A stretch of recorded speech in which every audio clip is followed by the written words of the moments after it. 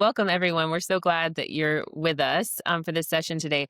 It's been a 9-part series called the Neuro-Inclusive Teaching Toolkit, a webinar series. And I think this is number 7, actually. We've got a couple more after this. I'm really fortunate because I had this idea about free learning, and I reached out to friends and colleagues around the world and these amazing women and said, hey, would you want to do this with me? And they all said yes. And so here we are with expertise in neurodivergence and social emotional learning and student support. And they've all offered their guidance in these sessions. And I just feel really lucky to be able to work alongside them developing this learning. So this is entirely free to join today, and then it's going to be recorded and it will be shared on YouTube, so that if you want to use it with your teams, if there's other local or public schools around in your communities that you'd like to share this learning with, all it would take is having Wi-Fi to be able to access it on YouTube. So thank you for joining us. And a big thank you to Equip My School, who is our sponsor for the webinar series. They can provide anything you need for your student support program in terms of materials. So thanks to them for the sponsorship, and be sure to register for the last 2 sessions that are coming up in the next weeks. I'm really fortunate today to be joined by Heather, who is a friend and a previous colleague from Doha, and she is just a wealth of knowledge and experience. I learn from her every time I have a conversation with her, and I was really fortunate to work with her for years in Qatar. So Heather, thank you for joining us and leading this webinar today. You bet. Thank you for the introduction. Thank you, everyone, for joining.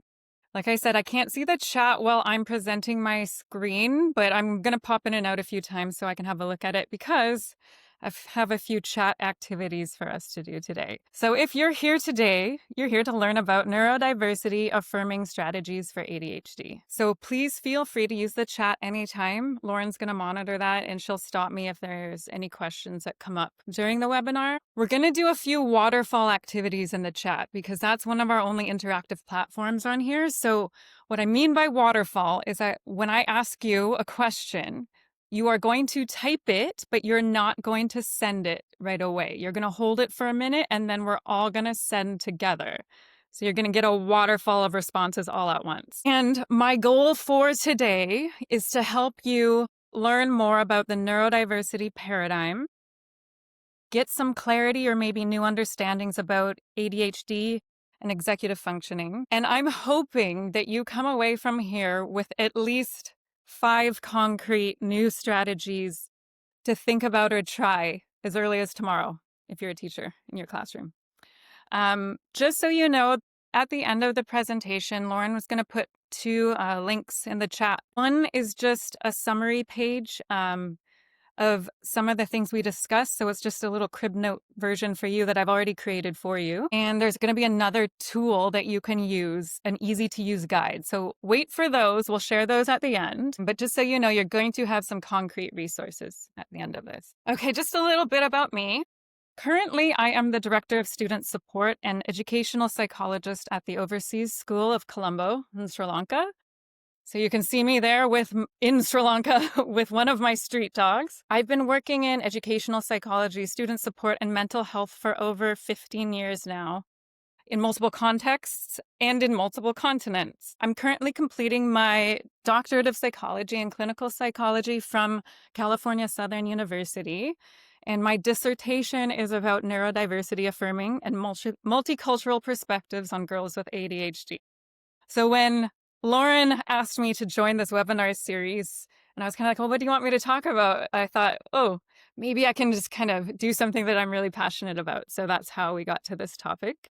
Some other things that I'm really interested in and am passionate about, but we might not get to in this session, is universal design for learning, positive discipline, restorative practices, neurodiversity affirming practices, multi-tiered systems of support, ecological systems theory, and neurodevelopmental disorders. So if there's anything in there that you have questions about or are interested in, reach out at any time. My email is on the top of this screen. So hopefully I'll be hearing from some of you in the future. All right, for the first waterfall, this is why we didn't do an introduction at the beginning, is I want us to do a waterfall for an introduction. So I want you to type and hold. Don't send it yet. Where are you joining from, and what is your role? So I'm going to give you a minute to type it, and then I'll tell you when everyone can hit enter. Where are you joining Heather, from and what is your messed this role? up a li I messed this up a little bit because What's some that? people already shared. No, it's okay. I said I messed That's this up a okay. little bit because Okay. okay. That's okay. All right. If you are ready, everyone hit enter at the same time and let's see if we can create a waterfall. What is Woo! a waterfall? There's really I see a people few from all over familiar the world, though. faces. Yeah. Awesome.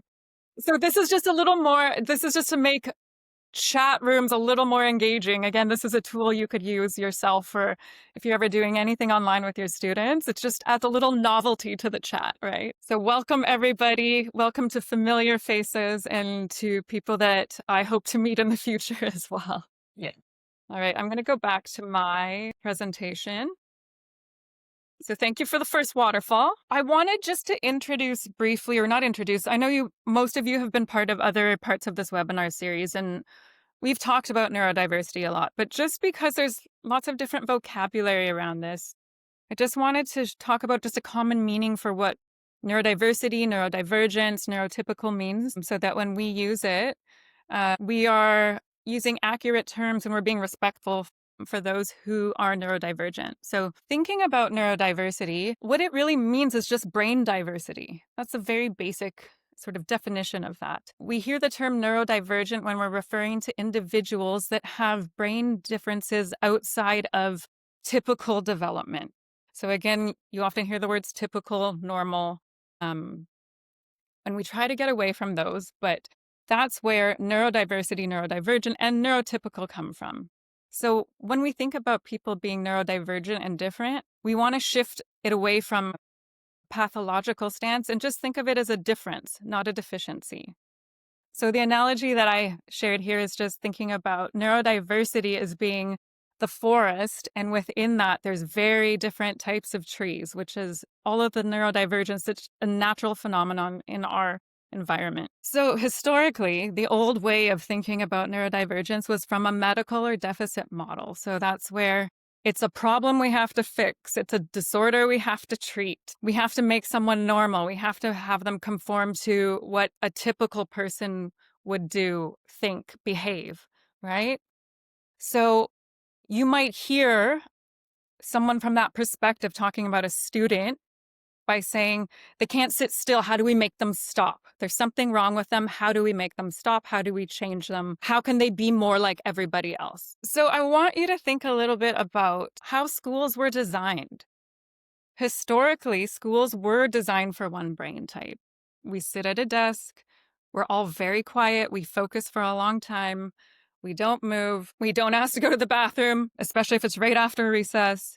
So it's built in a very specific way for one type of brain. But if you think about it, imagine a school built by fish, and then we expect rabbits to be tested on swimming and birds told to stay underwater. So that doesn't make sense, right? So why would it make sense to try to fit everybody into one type of learning? So that's where the neurodiversity paradigm comes in. And this is something that has really stood out to me as I started doing more research in my dissertation. And it's really looking at, it's not the person that needs to change, it's the environment around them. Most of our environments are built to accommodate neurotypical people, and we expect everyone else to fit into that. But the neurodiversity paradigm looks at that from a different perspective. It's that we need to adapt the environment to fit everybody, not make the person try to change. So that's why I kind of like this picture of the cat trying to be a fish. But should we make the cat do that? No.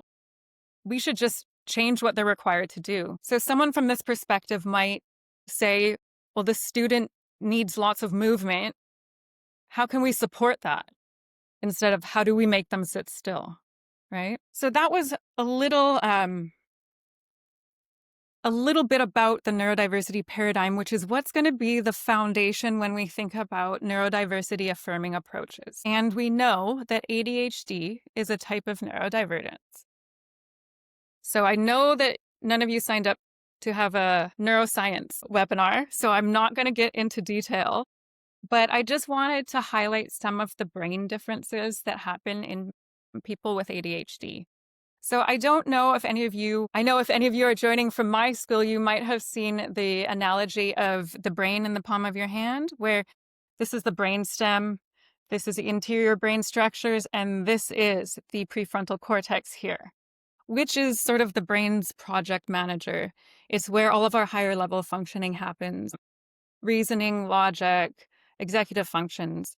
So, that area of the brain in people with ADHD has differences in their connections and systems. So, not necessarily deficits, just differences. Another thing that happens in the brain is that dopamine and noradrenaline, they're tuned differently. They don't fire the same way and from the same type of stimulus, which is what often creates challenges with focus. Also, the cerebellum shows subtle differences in development and firing. And we might see all of this result in developmental timing that is on a different schedule during childhood or teen years, related to the brain itself, as well as the challenges it's creating in the environment for that student. So, what exactly is ADHD when we think about it from a diagnostic perspective? So, currently, the diagnostic criteria are very deficit based. You can see that in the name: attention deficit hyperactivity disorder, right? It's something wrong. It's something that we have to fix. There's currently a long list of criteria that someone has to meet certain thresholds to meet diagnostic criteria. You've probably heard the term ADD. A lot of people say, oh, I don't have ADHD, I have ADD. That term in the medical field no longer exists. It's all ADHD now. And instead, it's classified into 3 different types of ADHD. So there's predominantly inattentive. So that's someone who most of their symptoms are the inattentive type symptoms: the daydreaming, the losing focus, trouble with their time management. And they don't quite meet the diagnostic criteria to have the hyperactive symptoms as well. Then there's predominantly hyperactive. So those are the students that are more impulsive, they need more movement. You are visibly seeing those behaviors. And then there's a type where someone would meet both diagnostic criteria, so they would have combined type ADHD. One important thing to remember is that symptoms need to be present before the age of 12. So this is where it becomes tricky, and I'll talk about it later, is that symptoms are often there, but they're not recognized. So especially often in girls, it takes a lot longer to recognize an ADHD diagnosis. But when you look back, you can find some symptoms or challenges or struggles that girls were facing before the age of 12. It has to be present in 2 or more settings. So we usually think about the settings as being academic, home environment, or workplace environment. So the symptoms have to be present in at least 2 of those settings. And they also have to show clear impairment. So not only are they present, they have to be impacting the individual in those 2 of those settings. And then we also rate the severity of it. You can qualify ADHD as mild, moderate, or severe, and that's often at the discretion of the clinical provider. So there's just very general criteria for the severity levels. But as you can see, that's a lot of checkpoints to hit to meet diagnostic criteria. And a lot of the assessments are based on checklists, behavioral checklists that have historically been normed to male samples, historically have been more focused on hyperactive behaviors. So we already see a problem there in diagnostic criteria where people might get missed. And I'll talk about that more later in my presentation. But just to make it a little more fun and to learn more about ADHD, I have our next waterfall activity. And this is one I'm going to need Lauren's help with because I'm not going to exit my presentation. So I'm ready. I'm No going to worries. have I'm going to have true or false questions for you. These are sort of the ADHD myths and facts to see what you already know. And you might already know it, but I'm going to explain the why behind it. Okay, the first one: type it and hold it. True or false? A student who can focus for hours on a video game or reading doesn't actually have ADHD. True or false? And if you're ready, hit send. We got a lot of wrong, false, false, false. Okay, most false? Someone says false hyper focus. Caitlin said that. Yes, we have mostly false. Yes. Yes. Awesome. So you guys are familiar with that. That's often a very big sign that someone does have ADHD is when they become hyper focused on something that is enjoyable to them. So a desirable activity, something that they're often getting a more immediate personal reward from, they can stay hyper focused on that and often have trouble shifting away from that. So it sounds like you guys had that one pretty good. Next one. True or false? The best thing I can do for a student with ADHD in class is to find ways for them to sit still. True or false? And when you're ready, hit send. Sorry, I So we have a can't lot see of you. false. This one as well. Okay, great. So you know that's not necessarily the best thing. Unfortunately, I still see a lot of this happening in schools, but we know the best thing we can do is to find the movement that fits them, give them opportunities if they need movement, and recognize when they need that and offer it in a way that is not disruptive to the classroom. Okay, the next one. True or false? ADHD is about motivation. If they tried harder, they could focus better. When you're ready, hit send. Right, we got some more false. I know, it makes me happy to see. I'm like, good. For our Yeah. kids, this is good. Yeah. So a lot of times this is something that we hear back from parents. They're just not motivated. They're just not motivated. So that becomes a really good learning opportunity to help explain that it isn't about motivation. A lot of children with ADHD, students with ADHD are trying very hard, and they can get really discouraged and get really lose confidence and self-esteem because they're always trying hard, but they can just never succeed. They always feel like they're trying harder than their friends, and their friends are more successful on exams or can study longer. So that's something that is really important to think about when it comes to mental health as well. Next one. True or false? Good eye contact means they are paying attention. If you're ready, true or false, hit send. Right, we've got more false. Excellent. Because I still see this happen in classrooms as well. So you're absolutely right. A lot of students with ADHD can happily fidget, can be looking off into space, can be turned around in their chair, can be wobbling on a wobble cushion, can be doing whatever you think they are distracted by, and you ask them, can you repeat back the instructions? And they can repeat it word for word. I'm going to show you some research later in my presentation that goes a bit further with this as well. Okay, next one. This is one I'm starting to hear more and more. All these kids are getting addicted to video games, and it's causing more ADHD. They just can't stay focused in class. Do you think this is true or false? When you're ready, hit send. Oh my gosh, Heather, I just listened to a podcast with Adam Grant about this. I don't know if it's recent. Have you listened to it? No. It's about this. It's really fascinating. Okay, Okay. everyone's saying false, false, false. It's not causing, but maybe not helping. False. And then Sam says, I love Adam Grant. Yeah, me too. So you are right if you said false, that it's not the video games themselves causing ADHD. And like we just said, ADHD is a neurodevelopmental disorder. It has to be present before the age of 12. So sometimes kids get involved in video games later than that. We do know that it can be very appealing to kids with ADHD because it provides immediate feedback. There's rapid rewards, there's clear goals. It's a lot of attraction to them, but that doesn't mean it causes it. If there gets to a point where a student would meet criteria for a gaming disorder, that can actually cause changes in the brain. That's in the reward and control circuits. This is almost always reversible when the addiction is treated. So we do see children becoming less focused if they're playing video games a lot because the content in the classroom is not as stimulating, and they require more and more stimulation to stay focused. They're not getting that dopamine hit as quickly as the video game, so they'd rather play video games. But this is not the same as ADHD. So excellent. I think this might be one of the last ones. True or false? Offering more time always helps students with ADHD complete tasks. True or false? When you're ready, hit send. Some falses in here. Actually, I was in a meeting today about a student we're developing an IEP for, and someone had recommended double the time. And everyone was like, no, like that's not actually going to work. Excellent. Right.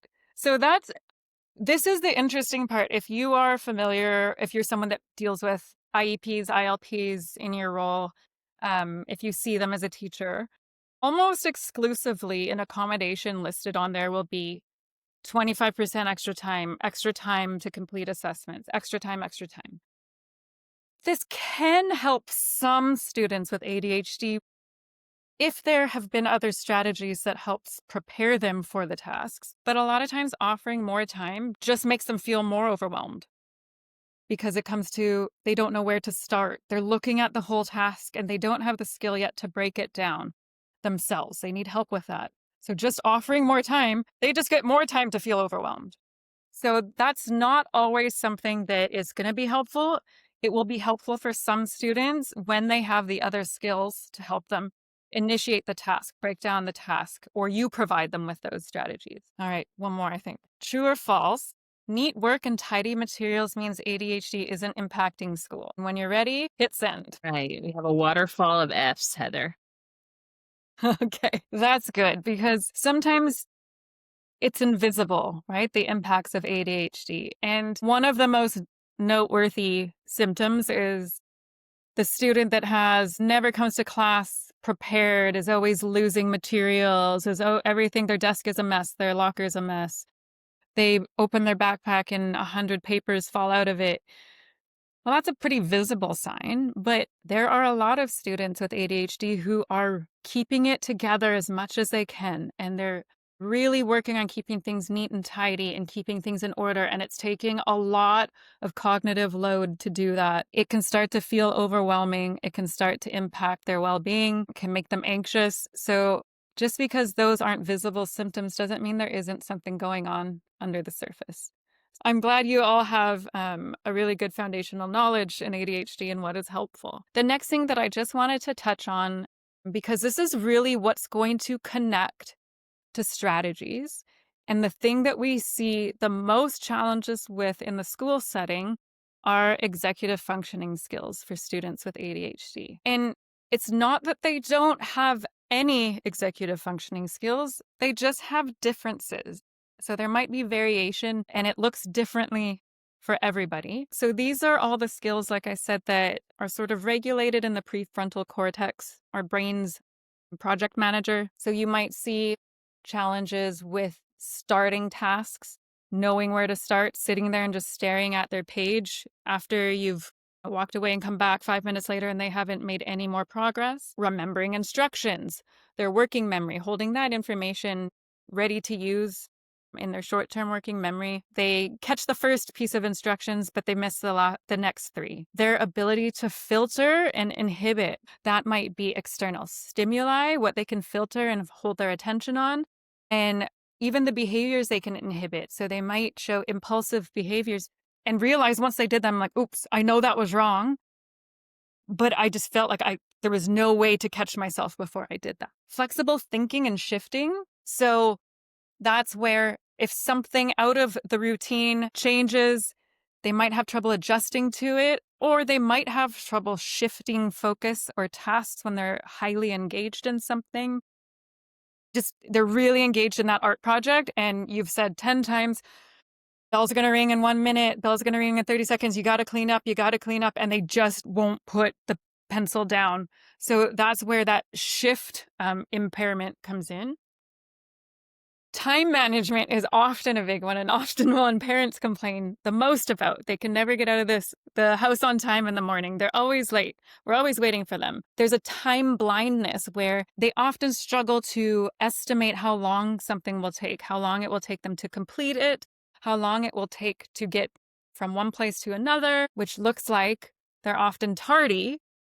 But in their mind, they genuinely believe they had given themselves enough time to complete the task or to arrive where they needed to be. And then emotional regulation is another challenge that we often see in a school where it shows a disruptive behavior and sometimes kids get punished for that. But really, it's that emotional regulation deficit where they feel things stronger. They have trouble re-regulating their bodies, which sometimes comes to the sensory input as well.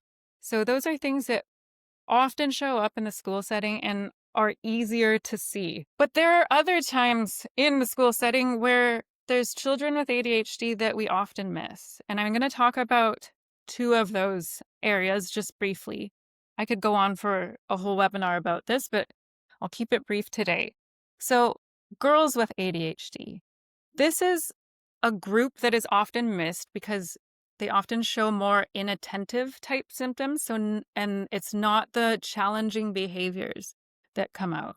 So there's less of a chance that they are referred because they're easier to manage in a classroom, for a lack of a better word, and what we often hear as feedback. They will have more internalizing symptoms.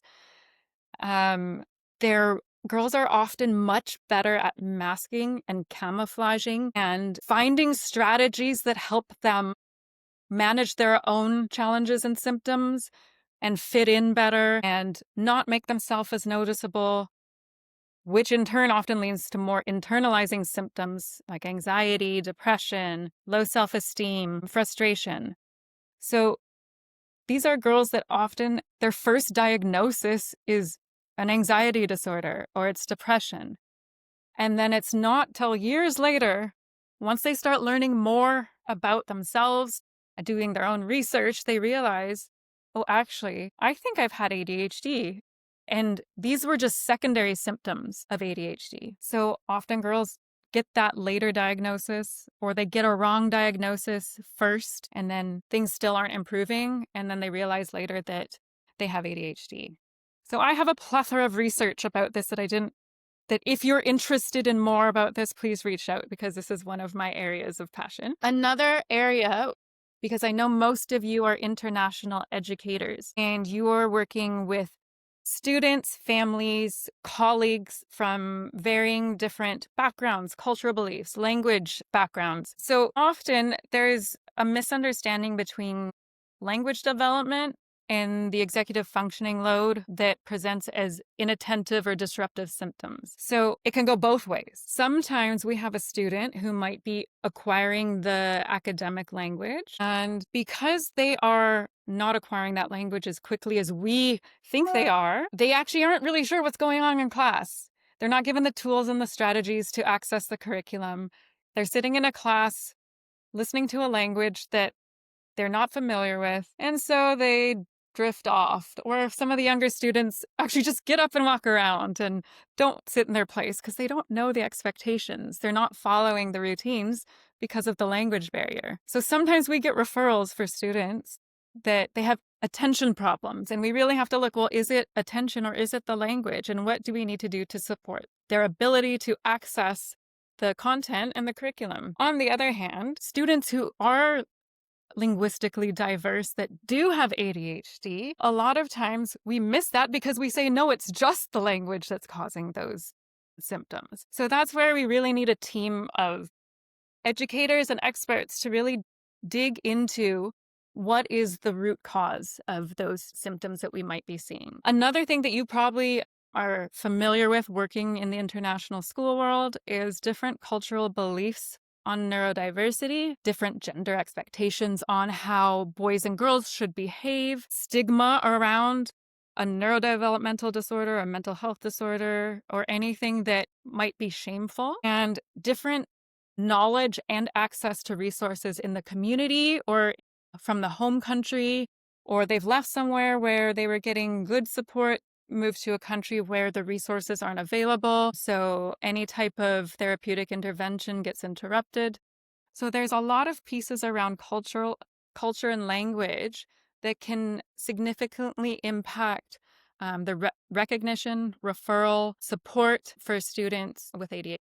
And like I mentioned before, with girls, but also for everybody, there is a high correlation with ADHD and mental health risks, especially for those who are not diagnosed or misdiagnosed. So especially anxiety that's a really common one that I see in students. They're having to work a lot harder to keep up with content, to manage their timetables, to study, to sit and stay focused in the classroom. And they're always thinking about what's next, what's tomorrow, what do I have to do next? And that can be really overwhelming and cause a lot of anxiety. So that's something that might not be the root cause, but it might be a symptom of either unrecognized or poorly managed ADHD. So you might have seen behavior icebergs in the past. And there's an ADHD iceberg. There's many different variations of it. I've included one here because I want you to think about this when you're thinking about strategies that are helpful and why the strategies are helpful. So, what you see is often the fidgeting, the movement, being scattered, daydreaming, hyperactivity. But what is beneath that? What are some of the things causing those behaviors that are completely out of the student's control? And what are some other secondary impacts that the ADHD might be causing, like depression, sleep issues, anxiety, mood swings? So always bear in mind there's more below the behaviors that you are witnessing. Now, I started with all of that because I didn't want to just give you strategies and not have the context on why these are suggested strategies, because having that foundation of the executive functioning challenges and things that are helpful for students with ADHD will help you come up with even more strategies on your own. So, I'm going to go through a few different categories of strategies. And again, these are all going to be on the handouts that I think Lauren might have already shared with you. So, the first one is goal directed behavior. So, students with ADHD have a different type of goal directed reward system in their brain. So, they're not motivated by long term goals. I've spoken to a student with ADHD and asking him about what he wants to do for his future, what's motivating him to study. So he could say, well, I know I want to go to a good university. And to do that, I need to study really hard. I need to get good grades. But that doesn't motivate me to study. I see the connection, but it's not motivating at all because that behavior is too far down the line. It's a long-term goal. It's not giving any immediate reward feedback. So it's not motivating. And then we end up seeing procrastination. And this is also one of the areas that parents and teachers find the most frustrating. Missed assignments, late assignments, doing assignments the night before they're due. That's the only thing that is helping motivate a student with ADHD who's only looking at the long-term goal. So this leads to lots of frustration, and sometimes punishment or discipline or consequences are used to remediate this. But based on what I think you already know, those are not helpful. And what students need is support breaking down things into smaller, short-term, more immediate reward-driven tasks. So that's something that younger students will need support with in the classroom, and that's okay. You might feel like you're giving them too much, but they don't have that skill yet. As kids get older, and they start learning these skills, especially if you start teaching them when they're younger, breaking down tasks, chunking assignments, having them only complete one task and coming to check back, give them positive feedback, and then only focusing on the next part of the task. Eventually, when they're older, they can do that themselves.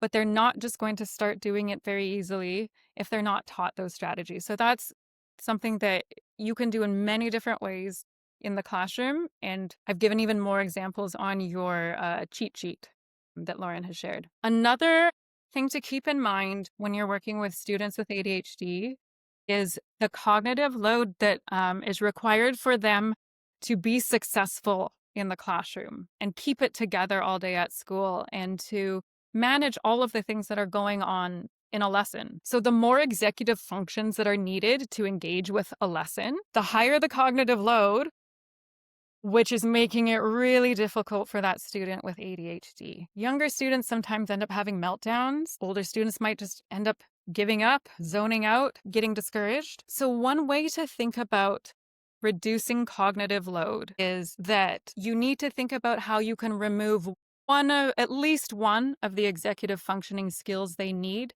to access the lesson, the task, the assignment. So, for example, working memory is an executive function that can be difficult for students with ADHD. If they have to listen and remember the instructions and then plan what they're doing and find the materials and all of the other things with completing the task, by the time they get to all that, they've probably forgotten the instructions. So one easy way to lighten the cognitive load: give them visual instructions, give them images, give them something tangible and concrete that they can refer back to. So if you become familiar with the executive functions, just thinking about one way you can remove one of those barriers and reduce the cognitive load can be very helpful for students with ADHD. Another challenge is around task initiation.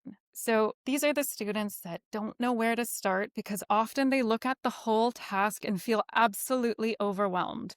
And they might feel it in a way that you don't understand because it might look like a small task to you. For them, it could feel absolutely insurmountable. So sometimes they need things to get them started, such as sentence starter, timers with or now, next, then charts, anything that gives them a concrete example of what do I do first. You might show a model of what the first step looks like in an assignment or in a project, and then they can at least initiate the task from that. And usually once they're into it, they can stay into it. So thinking of ways to get them started so that you don't keep coming back to their desk and seeing that they haven't done anything. And now it's been a whole period and there's nothing written on their paper, which is what we often hear at school. One area that I've had sort of the most passion about supporting teachers with is supporting these students without shame and blame.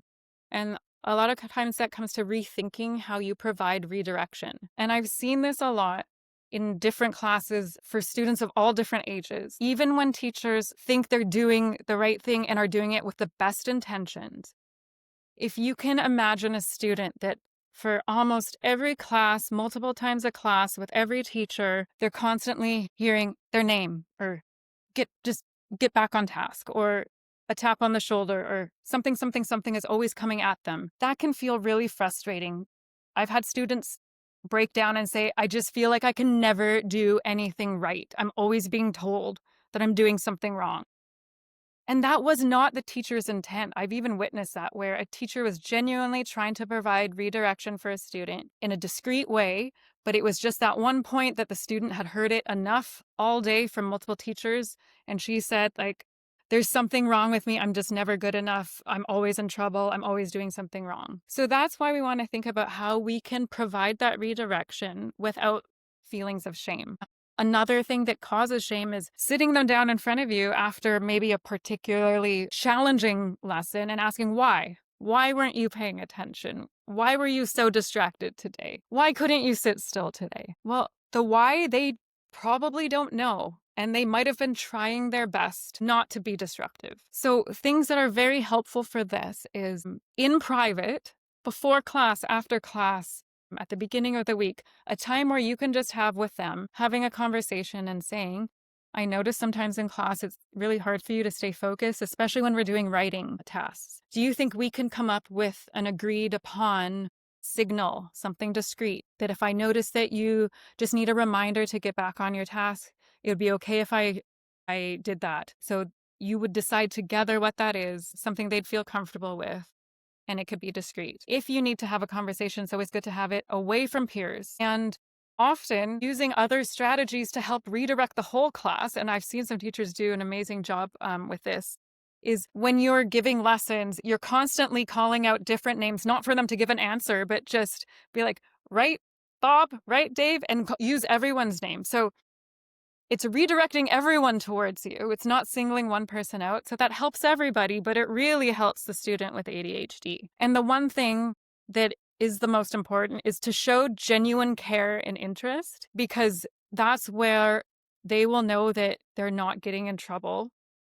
These are things that might be out of their control, that they're trying really hard to, and they just don't know how to be successful, and that they need your care and support while you figure out strategies that are going to help them. Another really important area to think about for students with ADHD is their sensory needs. So a good estimation is that half of students with ADHD will have some sort of sensory processing differences.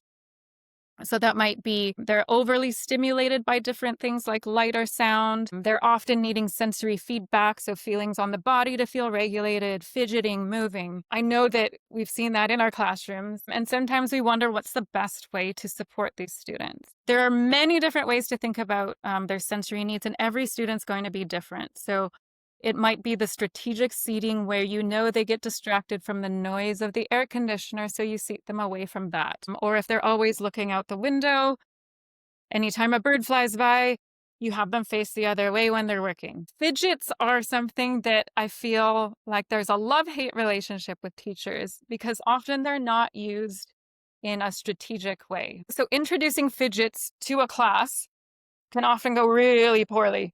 You see things flying across the classroom, things making noise, they're playing catch with them.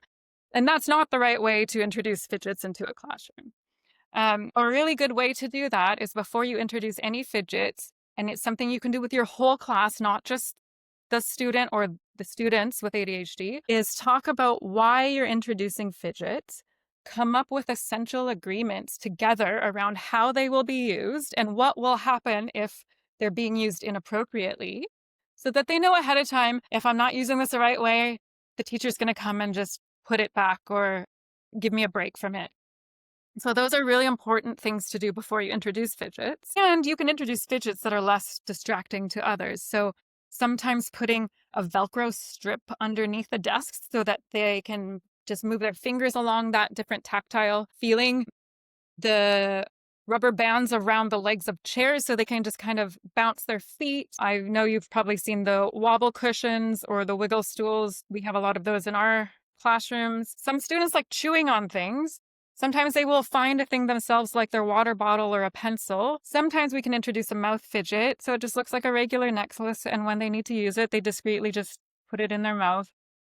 That's something we usually talk to parents about first, just in case they have any either hygiene or dental concerns that they want to make sure aren't affected. But letting students choose a way to regulate themselves with movement and sensory is often a really great strategy, and it's empowering. One thing I did want to share with you is that there is some research coming out now that really reinforces the benefits of fidgeting. So I have linked one of these articles in the resource sheet that I've given you.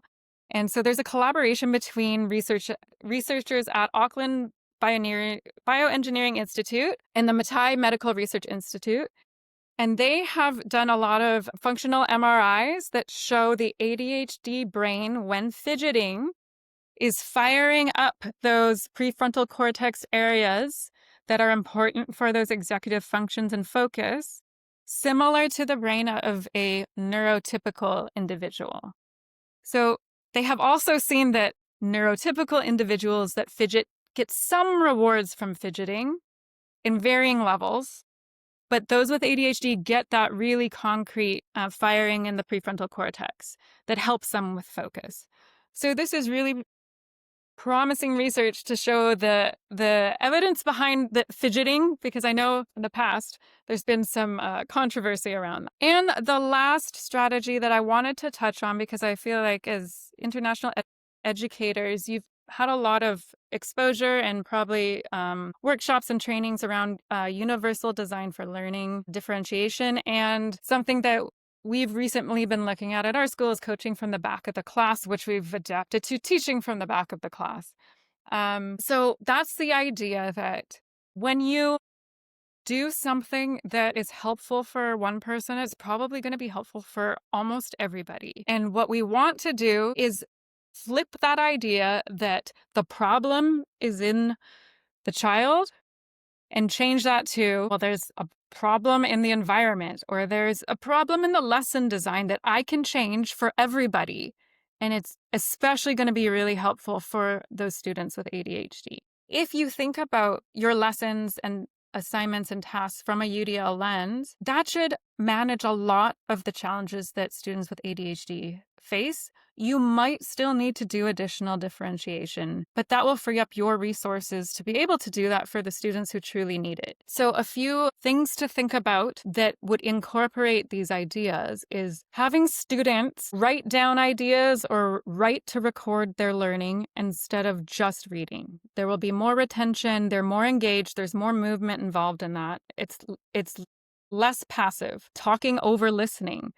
So we want students to be talking more instead of just sitting and listening to the teacher talk, which is the complete opposite of this webinar, but unfortunately that's the nature of this platform. So if you can have students be part of the conversations, be the leaders of the lessons, and provide them with that initiative to be the speakers in the class, their focus will increase, their retention will increase, and it'll keep those students with ADHD more engaged. Using visuals and images is another really important strategy that helps everybody, but is going to be really important for students with ADHD who are managing those strains on their cognitive load. where they just can't listen to one more thing and they can't remember one more thing. But if you have visuals and images, that's really going to help them access the content.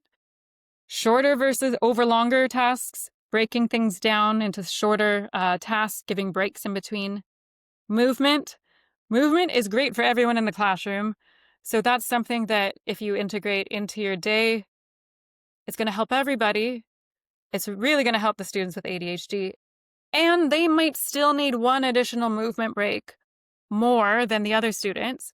But that's something that's easy, just that you don't have to think about doing it for one person. It's helpful for everybody.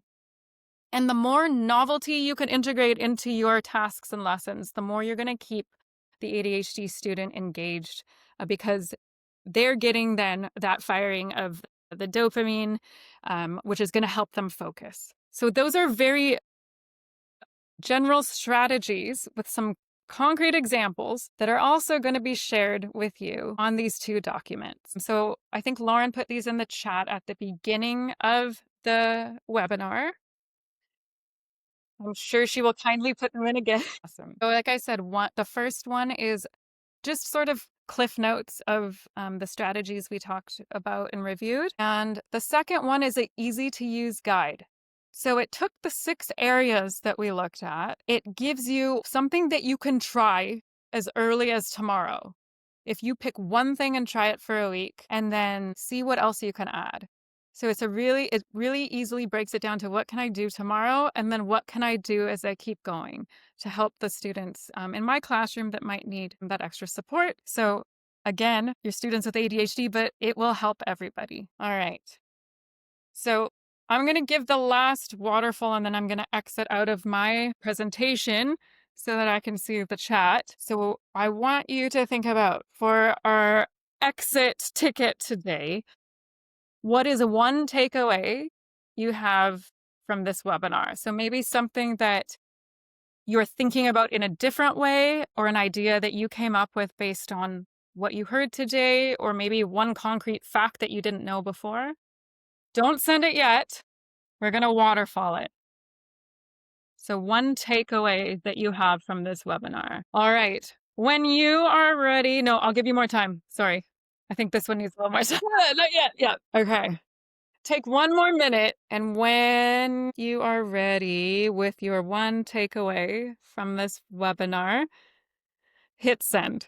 There we go. There's a waterfall. And again, we have just like 2 minutes left. So if you do have additional questions, please feel free to add it in the chat. Well, Lauren might have a few administrative tasks to wrap up. Ooh, that's a good question.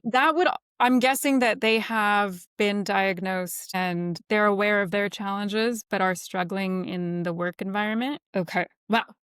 That would be something that I think that's a great question. The same type of strategies can help, but a lot of people, it's so individual that people have different challenges in different areas. And usually into adulthood, it comes with more anxiety around keeping things together and feeling like you're keeping up with what you should be doing as an adult and not letting other people see your challenges. So again, a lot of these strategies for children are just as useful for adults, but it's how would you like to support those colleagues? I would suggest that if you have a good relationship with them and you feel like you can approach them, asking them what they've tried and where they're still struggling, and saying that, I've been learning about some things that can be helpful for those with ADHD that maybe you hadn't thought about or could try in a different way, and seeing if they're open to feedback or suggestions or support, or pointing them in the direction that it's not shameful to seek out professional support if they're struggling, because that's the most important thing. We don't want anyone to develop additional mental health challenges because the pressures are getting too high. That's a really good question. What do we need to do to support? Okay, there's a lot of good questions about how do we support. So I guess that really depends on the context. Parents need support a lot. That's one area that we often forget about. Parents are often really struggling at home and don't know what to do. So connecting parents with professionals, because parenting training is often much more successful than behavior therapy for children. So a lot of times they want to fix the child, right? Put them into behavior therapy. It's been proven to be much more successful for parents to undergo parent training to help support their child than for the child to be the one getting the intensive therapy.